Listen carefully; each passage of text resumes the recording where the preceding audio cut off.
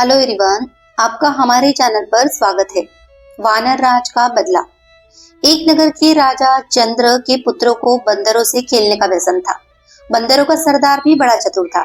वह सब बंदरों को नीति शास्त्र पढ़ाया करता था। सब बंदर उसकी आज्ञा का पालन करते थे। राजपुत्र भी उन बंदरों के सरदार वानर राज को बहुत मानते थे।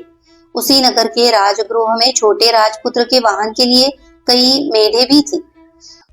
उनमें से एक मेढ़ा बहुत लोभी था। वह जब जी चाहे तब रसोई में घुसकर सब कुछ खा लेता था। रसोइये उसे लकड़ी से मारकर बाहर निकाल देते थे।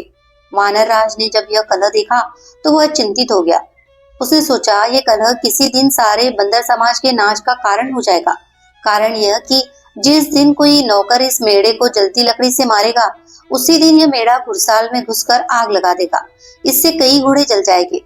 जलन के घावों को भरने के लिए बंदरों की चर्बी की मांग पैदा होगी। तब हम सब मारे जाएंगे।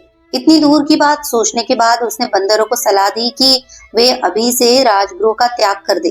किंतु उस समय बंदरों ने उसकी बात को नहीं सुना।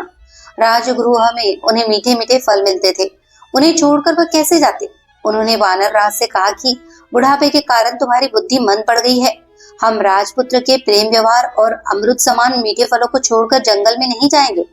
वानर राज ने आंखों में आंसू भरकर कहा, मूर्खो, तुम इस लोक का परिणाम नहीं जानते। यह सुख तुम्हें बहुत महंगा पड़ेगा। ये कहकर वानर राज स्वयं राजगृह छोड़कर वन में चला गया। उसके जाने के बाद एक दिन वही बात हो गई जिससे वानर राज ने वानरों को सावधान किया था। एक लोभी मेढ़ा जब रसोई में गया तो नौकर ने जलती लकड़ी उस पर फेंकी। मेढ़े के बाल जलने लगे। वहां से भागकर वह अश्वशाला में घुस गया। उसकी चिंगारियों से अश्वशाला भी जल गई। कुछ घोड़े आग से जलकर वही मर गए। कुछ रस्सी तुड़ाकर शाला से भाग गए। तब राजा ने पशु चिकित्सा में कुशल वैद्यों को बुलाया और उन्हें आग से जले घोड़ों की चिकित्सा करने के लिए कहा।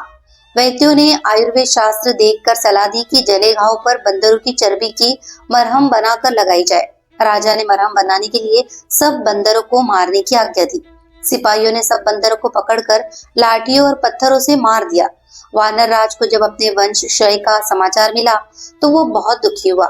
उसके मन में राजा से बदला लेने की आग भड़क उठी। दिन रात वह इसी चिंता में घुलने लगा। आखिर उसे एक वन में ऐसा तालाब मिला जिसके किनारे मनुष्यों के पदचिन्ह थे। उन चिन्हों से मालूम होता था कि इस तालाब में जितने मनुष्य गए सब मर गए, कोई वापस नहीं आया। वह समझ गया कि यहाँ अवश्य कोई नरभक्षी मगरमच्छ है। उसका पता लगाने के लिए उसने एक उपाय किया। कमल नाल लेकर उसका एक सिरा उसने तालाब में डाला और दूसरे सिरे को मुख में लगाकर पानी पीना शुरू कर दिया। थोड़ी देर में उसके सामने ही तालाब में से एक कंठहार धारण किए हुए मगरमच्छ निकला। उसने कहा, इस तालाब में पानी पीने के लिए आकर कोई वापस नहीं गया। तूने कमल नाल द्वारा पानी पीने का उपाय करके विलक्षण बुद्धि का परिचय दिया है। मैं तेरी प्रतिभा से प्रसन्न हूँ। तू जो वर मांगेगा मैं दूंगा। कोई सब एक वर मांग ले। वानर राज ने पूछा, मगर राज, तुम्हारी भक्षण शक्ति कितनी है? मगर राज बोले, जल में सैकड़ों सहस्त्रों पशु या मनुष्यों को खा सकता हूँ, भूमि पर एक गीदड़ भी नहीं। वानर राज बोले, एक राजा से मेरा वैर है। यदि तुम ये कंठहार मुझे दे दो तो मैं उसके सारे परिवार को तालाब में लाकर तुम्हारे भोजन बना सकता हूँ। मगर राज ने कंठहार दे दिया। वानर राज कंठहार पहनकर राजा के महल में चला गया। उस कंठहार की चमक दमक से सारा राजमहल जगमगा उठा। राजा ने जब वह कंठहार देखा तो पूछा, वानर राज, ये कंठहार तुम्हें कहाँ मिला? वानर राज बोला, राजन, यहाँ से दूर वन में एक तालाब है। वहाँ रविवार के दिन सुबह के समय जो गोता लगाएगा उसे वह कंठहार मिल जाएगा। राजा ने इच्छा प्रकट की कि वह भी समस्त परिवार तथा दरबारियों समेत उस तालाब में जाकर स्नान करेगा, जिससे सबको एक एक कंठहार की प्राप्ति हो जाएगी। निश्चित दिन राजा समेत सभी लोग वानर राज के साथ तालाब पर पहुंच गए। किसी को यह न सूझा कि ऐसा कभी संभव नहीं हो सकता। तृष्णा सबको अंधा बना देती है। सैकड़ों वाला हजारों चाहता है, हजारों वाला लाखों की तृष्णा रखता है। लक्षपति करोड़पति बनने की धुन में लगा रहता है। मनुष्य का शरीर जरा जीर्ण हो जाता है, लेकिन तृष्णा सदा जवान रहती है। राजा की तृष्णा भी उसे उसके काल के मुख तक ले गई। सुबह होने पर सब लोग जलाशय में प्रवेश करने को तैयार हुए। वानर राज ने राजा से कहा, आप थोड़ा ठहर जाए, पहले और लोगों को कंठहार लेने दीजिए। आप मेरे साथ जलाशय में प्रवेश कीजिएगा।